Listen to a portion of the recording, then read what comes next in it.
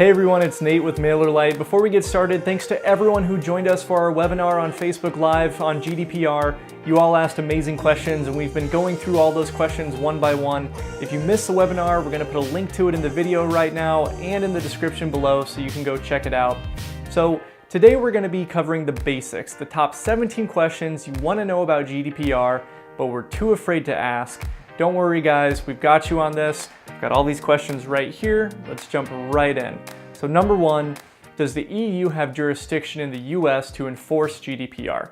Yes. A company is subject to the GDPR if it processes personal data of an individual who is in the EU, regardless of whether that processing takes place in the EU or not. Number two, can I send a revalidation email after May 25th? So it's not really clear what the data protection authorities think about sending revalidation emails after the 25th of May 2018, but from our point of view, if you didn't get your subscribers' consent before that date, you probably shouldn't contact them. But remember, you only need to revalidate subscribers that have not given you permission. Number three, say you have about 5,000 subscribers who did not revalidate. How do you, quote, forget them? Well, you don't need to forget them if they didn't ask to be forgotten. There's a difference there. So GDPR gives new powers to users, and one of them is, quote, the right to be forgotten. But the user has to contact you by email or phone and ask to be forgotten.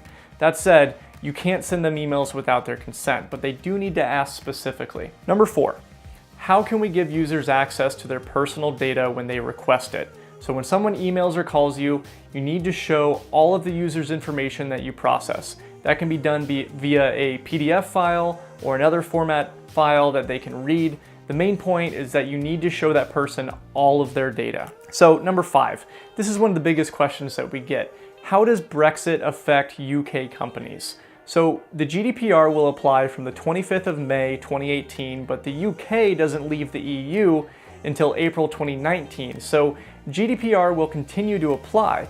Now the relationship between the UK and the EU after Brexit is still a little bit gray, but the GDPR will still apply to UK businesses that have EU customers.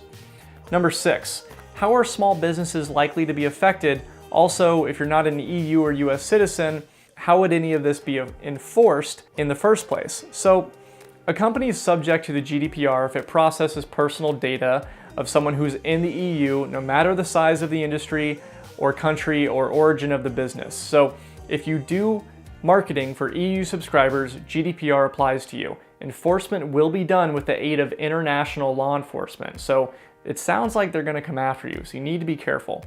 Number seven, I transferred emails from another service. Do I need to do anything to those emails? No IP addresses or other info was transferred to be GDPR compliant.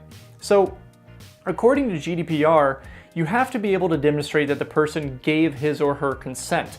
So you should try to contact your previous email provider and ask them to provide that information.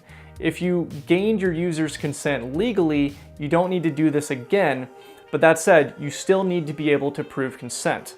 Number eight, what are the consequences of a GDPR violation? Will there be a warning? So that depends. The data protection authorities say they will address potential violations on a case-by-case basis. There could be fines or non-financial reprimands like a temporary or a permanent ban on data processing or a suspension of data flows to a third-party country. Warnings are possible too.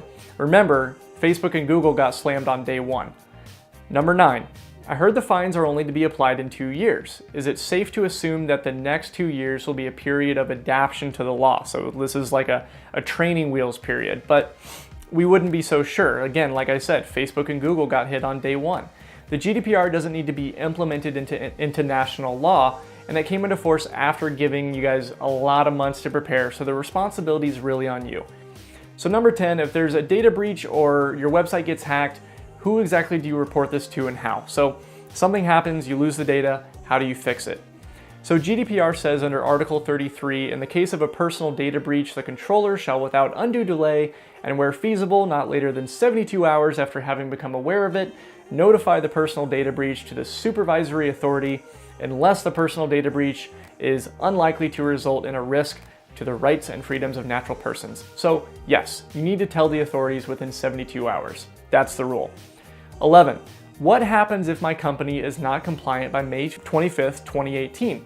From our point of view, as people catch up to this, it's going to be acceptable for businesses to show meaningful progress toward compliance. But keep in mind, that doesn't protect you from prosecution. You may still be in trouble. So again, GDPR is something that we all got to get on board with. Number 12, if you have consent, you still need to include an unsubscribe link on every marketing email. Now, GDPR states that all email marketing messages must clearly communicate how a recipient can remove themselves and their data from your list. An unsubscribe link is a best practice to achieve this. Number 13, what is the biggest difference between GDPR and the old rules? So what's the big takeaway on it? It's a good question. We get this one a lot. There needs to be much more detail in your opt-in forms with any explanations of why the data is being collected, what it's going to be used for, and who might have access to it. Consent now needs to be explicit and unambiguous. No implied opt-ins, no pre-ticked consent boxes. You need to let the user do that. Number 14, do we need to appoint a data protection officer for our company? So under GDPR, you must appoint a data protection officer if the following happen.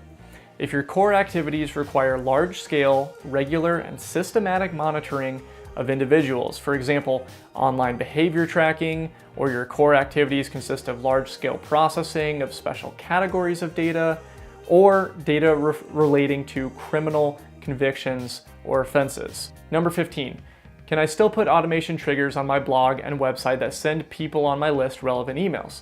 Yes, as long as those people on your list have given consent to receive those emails from you.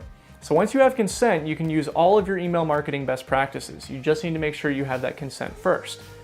Number 16, we're almost done. Do I need to implement double opt-in for GDPR compliance?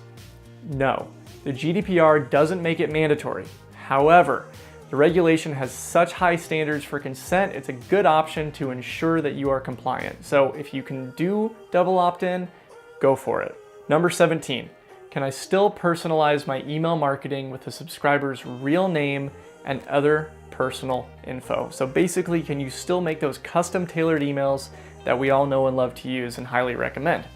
If you have proof of consent for emails, then you're still allowed to use and send personalized emails, so go for it. MailerLite can do all that, by the way, and it's awesome. So that's a lot of questions. We're just scratching the surface. We've got much more to come on opt-in forms, privacy policies, more specifics on GDPR as it relates to MailerLite. So keep sending us your questions, and we're gonna tackle this whole GDPR thing together. Thank you guys for joining us. I know that was a lot of questions. It's just 17, but it's 17 really big questions. So thank you for joining us. We're gonna unpack this a lot more. We're with you every step of the way. Do us a favor and hit that subscribe button and the notification bell to get alerts when we send out new videos. You can also keep the conversation going in the comments below. We'll get back to you if you have additional questions. Check us out on Facebook, Twitter, and as always at MailerLite.com. I'm Nate. We'll see you next time.